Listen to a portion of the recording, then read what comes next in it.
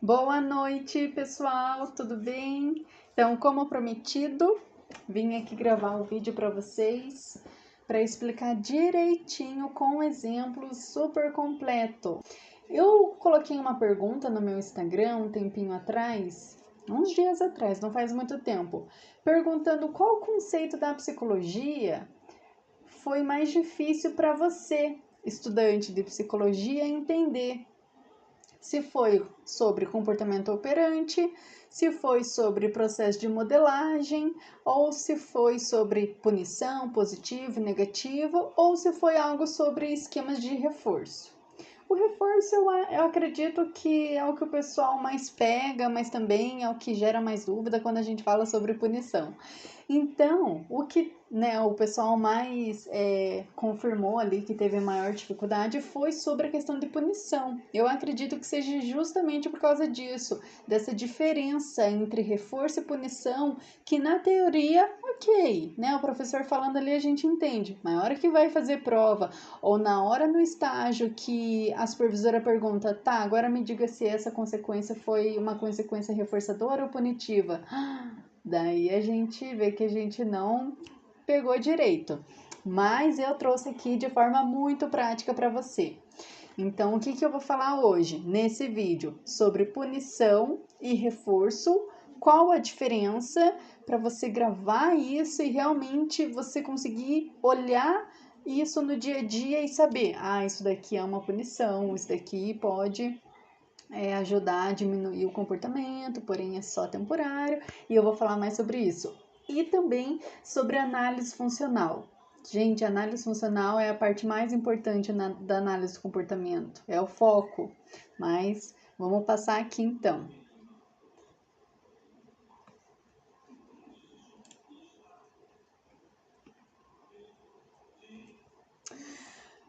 Antes de eu te trazer sobre esses temas, da diferença de reforçador e a diferença de punição, eu queria muito te mostrar alguns princípios da análise do comportamento, até para você, mãe, pai, que chegou nesse vídeo pelo meu outro vídeo, para você entender o que está acontecendo e o que é análise de comportamento, o que a aplicadora ABA ou a terapeuta analítico comportamental, quando ela fala sobre análise de comportamento, como ela fala, dando alguma orientação, para vocês, de comportamentos que você pode estar reforçando, né? Mas o que está por trás disso?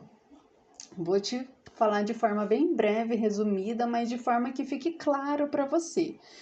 Quando a gente fala sobre o behaviorismo radical, ele não é a análise do comportamento, a abordagem, as técnicas que a gente aplica.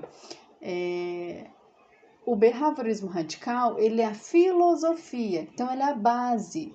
Ele é a base filosófica para o olhar do comportamento dentro ali dessa ciência que é o behaviorismo radical.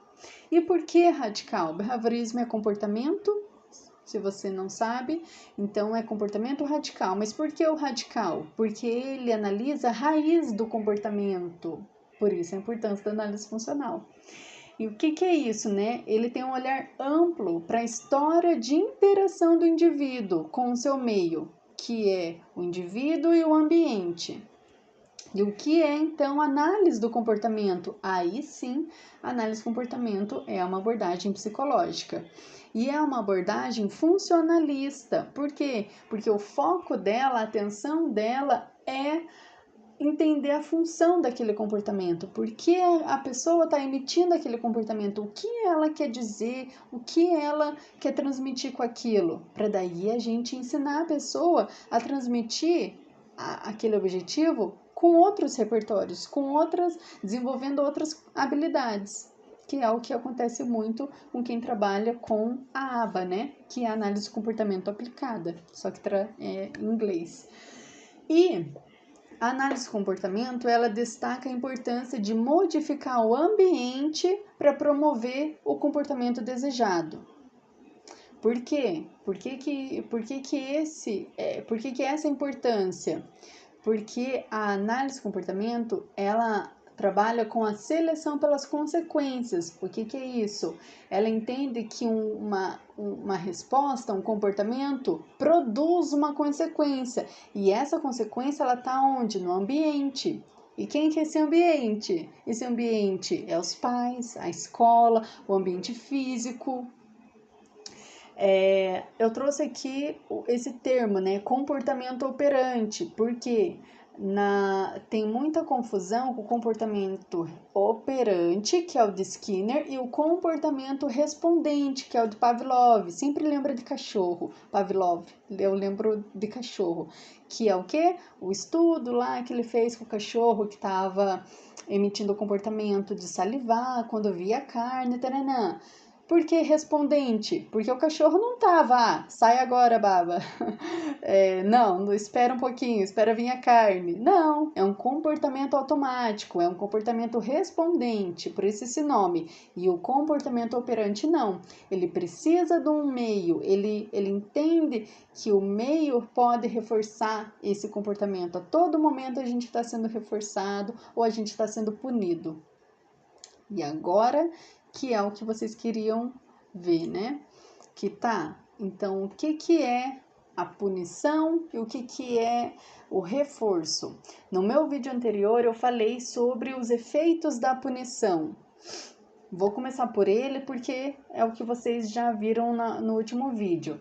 A gente falou sobre os efeitos, a gente falou sobre... Todo mundo sabe que é punição, porque a maioria, né, das pessoas quando criança ou até agora na fase adulta foi punido. Quando a gente fala de punição, o que a gente lembra? A gente lembra da sentada, a gente lembra da retirada do celular, a gente lembra de tudo que a gente queria fazer e nossa mãe não deixava. Isso é punição.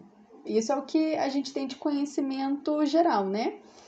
Mas, para análise de comportamento, quando a gente analisa realmente um caso, o que é a punição? É tudo aquilo, a punição, ela é tudo aquilo que ela diminui a probabilidade daquele comportamento acontecer. O que a gente está falando aqui? Das consequências.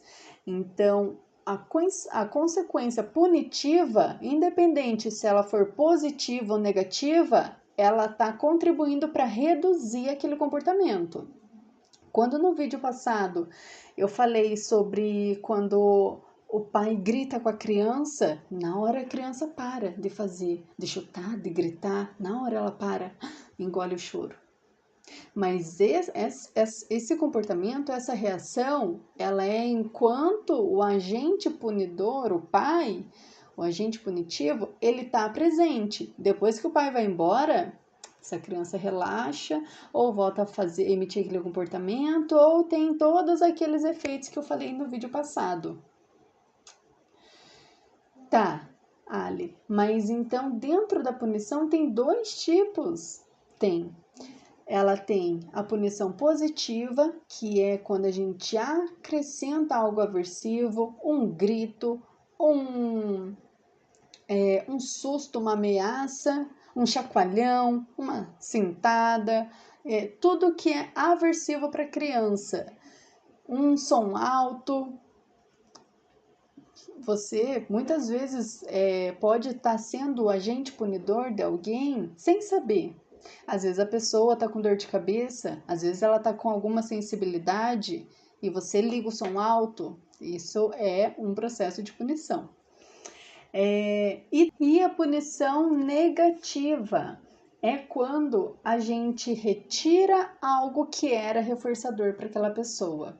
Por exemplo, em sala de aula, a professora às vezes faz isso sem saber, não por maldade, mas a criança, ela entende que a criança às vezes está prestando muita atenção naquele objeto, naquele bichinho que ela tem de apego, e ela fala, olha, João, agora eu vou tirar o seu bichinho.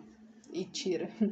Ou às vezes não fala, mas a punição é quando a gente tem algo reforçador ali com a gente está interagindo e alguém retira aquilo da gente. Então, punição é sempre quando a gente retira algo que é reforçador. Pode ser algo físico Ou, por exemplo, na empresa, a empresa querer reduzir a hora de intervalo de café da pessoa. Você está retirando algo reforçador dela. Então, é um processo de punição. Qual a diferença entre os dois? Para você gravar e você não esquecer mais. O reforçador, quando a gente tem um comportamento e tem uma consequência que é reforçadora, ela sempre vai estar reforçando, aumentando, fortalecendo aquele comportamento que eu tive. Quando a gente tem uma consequência que é punitiva, ela sempre vai estar diminuindo a probabilidade daquele comportamento que eu emiti de eu fazer novamente. Por exemplo, se eu tô com frio e a janela tá aberta e tá entrando vento, isso para mim tá sendo algo aversivo, porque eu já tô com frio. Qual vai ser o meu comportamento? Hoje eu condicionei meu comportamento que sempre que tá frio e a janela tá aberta, eu vou e eu fecho a janela. O que eu tô fazendo aí? Se eu sempre vou fazer isso, ou se isso aumenta a probabilidade de eu fazer isso de novo, é um reforço. Primeira coisa que você já pode analisar. Segundo, esse reforço, eu estou tirando algo que está sendo aversivo ou eu estou incluindo algo que é reforçador? Eu estou retirando algo que é aversivo. Então, eu estou fechando a janela, o vento já não está mais me incomodando, a probabilidade de eu fechar a janela novamente é muito grande. Outro exemplo de reforço negativo.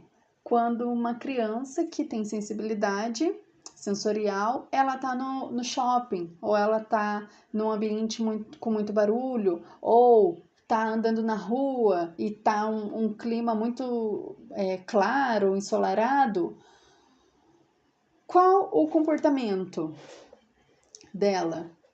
Se ela já tiver tido essa experiência, se ela já tiver aprendido pelas consequências, ela vai pedir um óculos para a mãe se ela estiver na rua e o sol estiver incomodando. Se for uma questão de barulho, ela vai pedir um fone. Se ela nunca passou por isso e a mãe tá vendo que a visão tá incomodando ali, a criança tá fechando o olhinho para conseguir andar na rua e a mãe dá um óculos para ela, qual a chance dela pedir o óculos da próxima vez que ela estiver passando por essa situação, que ela se sentir, esse incômodo? A probabilidade é dela pedir e ela emitir esse comportamento. Sobre reforço e punição, ficou alguma dúvida? Se ficou, deixa nos comentários. Esse eu acho que já é meu segundo vídeo, porque eu tive um problema aqui com a câmera, então às vezes eu dei um exemplo no outro que acabei não passando nesse. Mas eu sempre vou estar fazendo vídeos curtos com exemplos, porque é diferente a gente aprender com exemplos e só aprender ali com a teoria ali, com o livro na mão. Então, todo momento a gente pode estar fazendo essa análise na nossa vida. Se os nossos comportamentos, eles estão sendo reforçados, por isso que a gente está emitindo novamente, ou eles estão sendo punidos, por isso que a gente não faz mais aquilo. Outro exemplo para ajudar vocês. Se eu tô andando na faculdade e eu cumprimento uma menina que eu vi que é da sala do lado e ela não me responde, ela faz uma cara feia para mim, quem que é essa menina aí? Nem conheço. Qual a probabilidade de eu emitir esse comportamento de cumprimentar ela novamente? Muito pouca, muito pouca. E daí, se você for pensar, qual foi a consequência desse meu comportamento de dar oi para ela? Foi uma punição ou um reforço? Uma punição, porque se eu disse que eu não vou mais, a probabilidade é de eu não cumprimentar mais ela, então você já sabe que foi punição, beleza. Mas foi uma punição positiva ou negativa? Positiva. O que foi aversivo para mim, que é o que vai aumentar a probabilidade, vai diminuir, desculpa, a probabilidade de eu dar oi para ela novamente, foi a cara feia dela, a cara feia que ela fez para mim. Entenderam? Qualquer dúvida, se quiser mais exemplo, por favor, deixe nos comentários. E é bom também porque eu vou acompanhando e vou vendo e vou melhorando, né, a didática. Vamos pro próximo.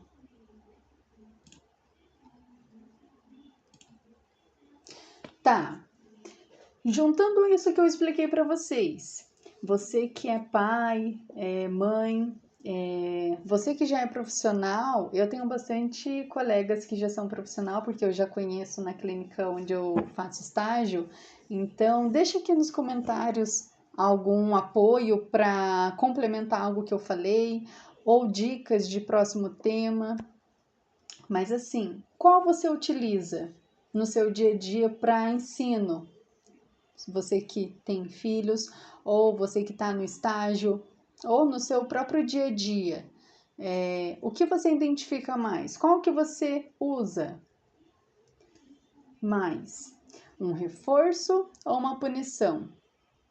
E o que os estudos trazem sobre isso, né?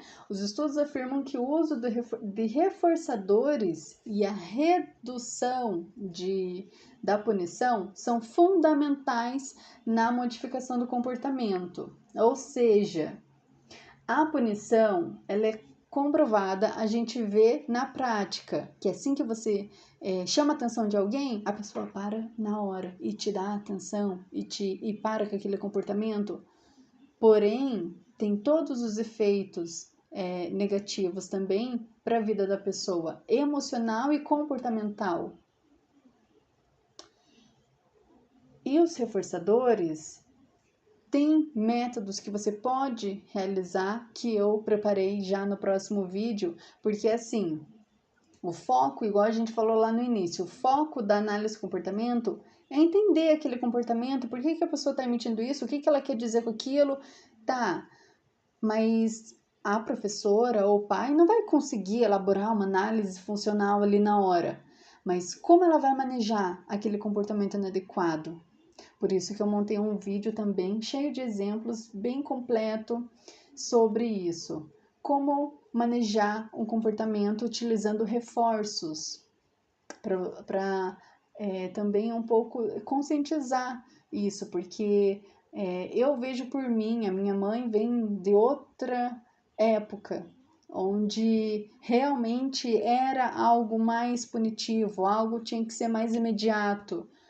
Hoje a gente vê, já tem vários estudos, se fala muito da educação positiva, formas de educação e tananã. Mas assim, o princípio, o básico é a gente entender isso, que o que é fundamental para a modificação do comportamento não é você educar gerando medo, gerando ansiedade, é você realmente educar dando modelos para a criança estar realizando um novo comportamento, ajudando ela a desenvolver esse repertório de comunicação.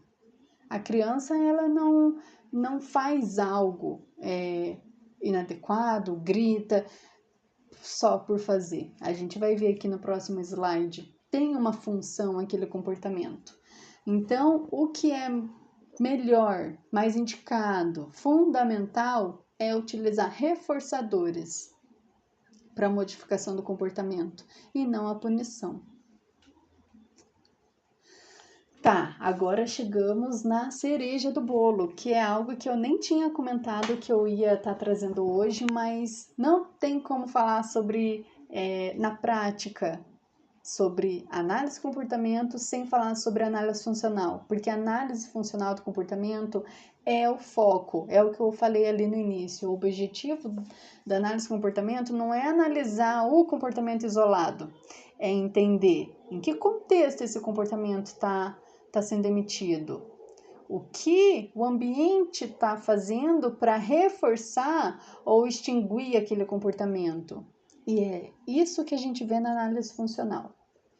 Mas eu separei antes ali alguns tópicos importantes para você saber o porquê que é feito a análise funcional, como que é feito. Primeiro, uma coisa que o professor não falou pra gente, que realmente eu fui ver só na clínica, que a análise funcional, ela é individual.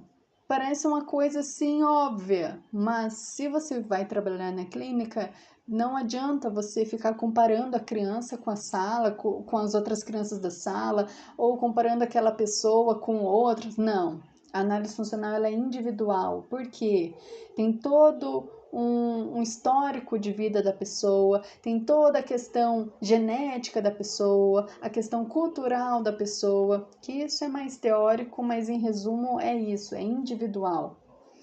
Segundo, é importante para entender qual a função daquele comportamento. Por exemplo, se aquele comportamento está sendo emitido para obter algum objeto, a criança tá ali chutando tudo porque ele quer o brinquedo lá que tá guardado. Mas ele ainda não aprendeu como dizer isso. Ninguém ensinou ele que ele não precisa bater para conseguir o objeto ou para conseguir aquilo que ele está querendo. Ou o objetivo daquele comportamento é ele sair daquele ambiente, é ele fugir, é ele evitar ir para algum lugar. Evitar ir para a escola, então antes ele já começa a fazer xixi nas calças, a gritar, a chorar muito assim, sem conseguir se controlar, ou ele está querendo atenção. Isso acontece muito hoje em dia, porque a gente agora está numa era de tecnologia e está tudo aqui na mão. Então a gente chega às vezes do trabalho, fica ali no celular e daqui a pouco a criança ali, o filho, começa a jogar o controle, a gritar, a ligar o som alto ou fazer alguma coisa que não é esperada. E você, pai, que está ali, só queria descansar, se assusta.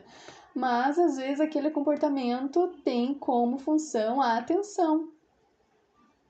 E aí que tá, porque se você não sabe disso, o que a gente faz no dia a dia? A gente vai olhar para a criança e vai falar: meu filho, mas por que você está jogando o controle da TV no chão? Por que você está chutando a parede? O que a gente está fazendo? Dando atenção. É isso que ele queria.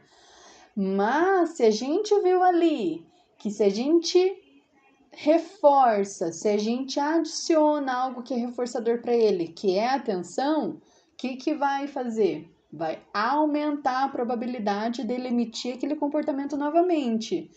E você quer mesmo ensinar o seu filho que tudo bem ele bater na parede, que daí você dá atenção para ele? Só assim que você dá atenção para ele? Ou você quer aprender como agir sem precisar fazer análise funcional, mas se você entender que o nosso comportamento ele é reforçado, ele é punido e aumenta ou diminui a probabilidade de acontecer esse comportamento, você já consegue manejar comportamentos. E eu montei um vídeo completo que eu vou estar postando logo em seguida, se der tudo certo, eu vou estar postando logo em seguida, porque os pais eles não conseguem parar para fazer uma análise funcional. Isso a gente faz na clínica. Mas esse exemplo que eu dei, a criança, ela queria atenção, fez o comportamento inadequado porque o objetivo dela, a função daquilo era dizer que queria atenção, só que qual que é a forma mais rápida? Ela chamar a tua atenção de alguma forma. Mas o que ela queria era atenção. Qual é o comportamento adequado para você fazer, pai? Se o objetivo desse comportamento você já identificou que quando você dá atenção ele para, independente se você está gritando, se você está falando, olha aí o que você fez, é o que ele queria era atenção. Ele não está nem ligando se você está gritando ou está batendo o pé do lado dele. Se a função daquele comportamento que ele tinha de chutar a parede, de gritar, de chorar, era atenção, independente como você vai dar essa atenção, vai estar reforçando o comportamento dele. Então, o que é o adequado a se fazer nessa situação? Se ele está batendo o pé, se ele está jogando coisa, você pode continuar aqui o que você está fazendo, não, né? Que você não vai ficar no celular. Mas você pode falar de forma bem firme. Olha, João, eu vi o que você fez, mas eu só vou parar. Desculpa, eu só vou te dar atenção, eu só vou olhar para você assim que você parar de fazer isso. Daí ele para e daí você olha para ele e diz: pode falar para o papai ou pode falar para a mamãe o porquê você fez isso? Você queria a minha atenção? Da próxima vez você não precisa fazer isso. Você pode chamar: pai, vamos brincar? Mãe, vamos fazer tal coisa? Isso que a análise de comportamento ela ensina. Não é você ignorar a criança. Muita gente acha que a aba é isso. Você ignorar a criança, deixar a criança lá chorando horas. Não. É você ensinar dando repertório, mas não ensinar reforçando aquele comportamento. Porque não é isso, porque senão vai ser uma luta. Luta esqueci o nome agora, daquela lá de cabo de guerra. Vai ser um cabo de guerra. Você tentando ensinar e ao mesmo tempo reforçando aquele comportamento. Você precisa ter uma postura firme nesses momentos. Porque, como eu falei, né? A criança ela não está emitindo aquele comportamento porque ela quer. Ela não queria simplesmente chutar a parede. Mas a gente, adulto, a gente precisa ensinar a criança outras formas dela conseguir aquilo que ela queria, sem emitir um comportamento inadequado. Porque eu dei um exemplo de chutar a parede, mas tem crianças na clínica que, para não ir para a escola, bate a cabeça na parede. Daí a mãe chega sem saber o porquê que a criança está batendo a cabeça na parede. Os pais, a nossa vida, a gente não consegue ligar o comportamento com o contexto e o que eu estou fazendo para reforçar aquilo. Por isso que a gente aprende isso na faculdade. Porém, eu não aprendi isso assim na faculdade. Eu fui aprender isso depois, criando dúvidas no estágio, indo buscando por vídeos, indo buscando em livros. Pois bem, vamos fazer análise funcional, que é isso que a gente faz na clínica. O que vai chegar para você no estágio, na clínica, e você que já é terapeuta, já é psicólogo, pode deixar nos comentários se quiser complementar alguma coisa ou dar algum exemplo diferente desse. Mas o que chegou, um exemplo aqui. Mamãe chega falando que no ambiente escolar a criança ela sempre a primeira coisa que a gente vê, observa é o comportamento. Qual que é o comportamento ali que a mãe fala pra gente? Ah, ele sempre pede para ir com a mãe, sempre chora, se bate no colega, se joga no chão, grita, tenta sair da sala. Isso é o comportamento, mas tá todo mundo ali, a professora, coitada, tá com 30 crianças, ela não vai parar para entender por que aquela criança, que é ela entre 10, tá ali gritando. Qual que é o próximo passo para a gente fazer essa análise funcional? É entender o contexto. Aonde que essa criança emite esse comportamento, geralmente? Aonde que, geralmente, em que situações, geralmente ela emite esse comportamento? Daí a gente faz o quê? Uma anamnese. A anamnese é uma entrevista que a gente pergunta sobre o histórico, e daí a gente começa fazendo as entrevistas com a mãe, entrevistas com a escola, e daí a gente consegue o SD, que é o estímulo. O que seria o SD? É um contexto, uma situação para o responder. Então, em que ambiente acontece aquele comportamento? Em que situação acontece aquele comportamento? Nesse caso aqui, a gente conversou com a mãe, com a escola, a gente viu que esse comportamento de pedir para ir com a mãe, de chorar, de se bater, acontecia sempre na sala de aula. Em que momento?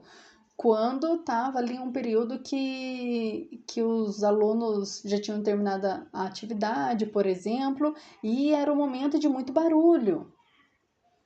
E também a gente identificou que essa escola é uma escola que falta recursos. O que poderia ser esses recursos? Falta recurso lúdico, falta expertise da professora de querer chamar atenção para a criança, para ela deixar o que ela está fazendo, para prestar atenção, porque é algo que é reforçador para ela. Então, se a criança gosta de um dinossauro, a professora colocar o dinossauro ali no meio da história, se é aquela criança que ela quer chamar atenção. Ou então, é uma escola que o sistema de avaliação é inadequado para o processo de aprendizagem daquela criança. Tem crianças que aprendem muito com exemplos. Eu fui uma, gente, exemplo para mim é vida. Eu leio, eu escuto podcast, mas quando um exemplo se encaixa com algo que eu vivenciei, nossa, eu não esqueço daquilo, nossa, é muito difícil esquecer de algo.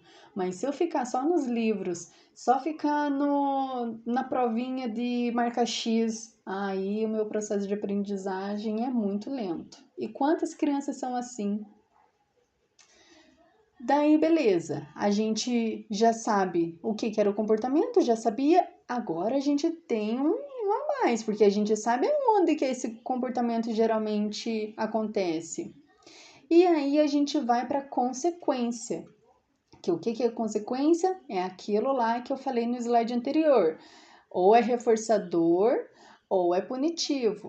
Então, beleza. A gente vai analisar conversando com a mãe, conversando com a escola. Ah, beleza, eu entendi. Então, que o João, ele sempre acaba pedindo para ir com a mãe, né, na sala e fica gritando. Nossa, imagina que deve ser um incômodo também para vocês, né? E como vocês lidam com essa situação? E daí a mãe conta, olha, eu sempre acabo vendo ele, né? A professora ali me entrega ele.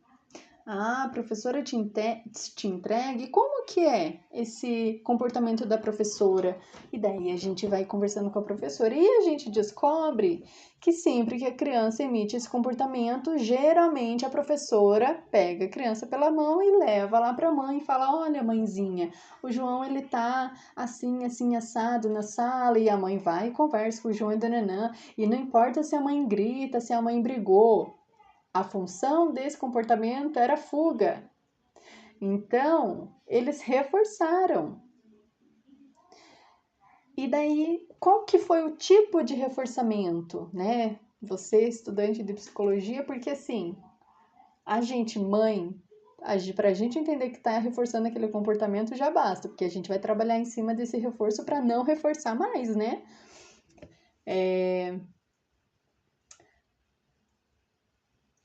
Que eu tava falando, desculpa. Para você, estudante, né? Qual foi o tipo de reforçamento? O reforçamento negativo. Por quê? Porque ele foi retirado daquele ambiente que para ele era um ambiente aversivo. E aí que é a chave, porque tudo que é feito a partir do que aquele comportamento produziu, ele é algo que fortalece aquele comportamento ou algo que diminui aquele comportamento. Nesse caso aqui do João, se ele foi levado para a mãe, que era o que ele queria, era a função daquele comportamento que ele estava ali emitindo, fortaleceu aquele comportamento dele. Qual a probabilidade de quando ele for para a sala, ele voltar a gritar, voltar a se bater no colega? Muito alta, porque daí pode acontecer aquilo que a gente chama de condicionamento, que é quando a criança entende que se eu fizer isso, então vai acontecer isso. E isso acontece demais. Bom, aqui nesse vídeo eu deixei realmente para falar sobre o que é, né, o reforçamento, o que é a punição, que é o que vocês tinham mais dúvidas, e eu trouxe mais além realmente o como fazer, o exemplo de como é feito essa análise funcional. Mas se você quer saber Tá, beleza, já sei qual é a função, mas o que eu faço agora? Tanto na clínica ou tanto você, pai e mãe?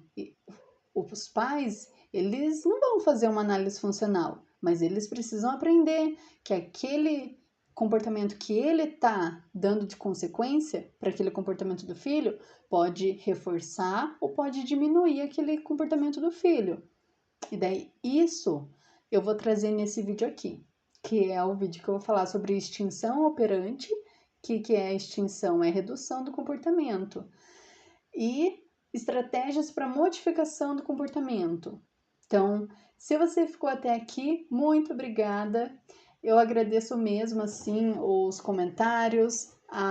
Eu recebi um áudio hoje, foi muito bonito assim, de uma mãe atípica falando como foi o processo dela, o processo de aprendizagem dela dentro da punição e as consequências que ela teve. E dela linkou isso com o autismo, né? Como que essa questão da falta ainda de habilidades, de repertório, os pais no imediatismo só punem. Acho que a criança está emitindo aquele comportamento porque ela quer. Então, eu sempre conscientizo no sentido de que os adultos somos nós, né? A gente precisa aprender a ajudar aquela criança a se regular, a ajudar aquela criança a aprender. E a análise de comportamento é perfeita para isso, porque ela ensina a gente também que a gente está reforçando aquele comportamento, ou a gente está diminuindo a probabilidade daquele comportamento ser emitido novamente. Então, se você quer saber mais, assista esse meu vídeo aqui que eu vou estar postando também no meu canal do YouTube. E eu tô pedindo um favor para todo mundo para entrar no meu Instagram, alisouza_psico, e ativar as notificações, o sininho ali em cima, porque eu percebi que os meus vídeos não estavam sendo enviados e daí eu dei uma pesquisada, falei com algumas pessoas e o Instagram tem um algoritmo abençoado que se poucas pessoas ativam o sininho, quer dizer que eu sou só mais uma entre milhões, né? E eu acredito que realmente esses vídeos, esses links que eu envio de grupos de estudo, de treinamentos, realmente está ajudando pessoas, porque eu estou recebendo esse feedback do pessoal da minha turma, de mães, de outras pessoas que eu nem conhecia, mas está me mandando mensagem. Então, para que continue, né, esse movimento e que realmente dê certo e que eu também evolua como profissional, porque quando eu transmito, quando eu compartilho tudo que eu aprendi, o que eu me debrucei para aprender, eu também estou aprendendo junto. E nisso a gente vai trocando conhecimento. Então, um beijo e eu vejo vocês então nesse próximo vídeo. Tchau, tchau!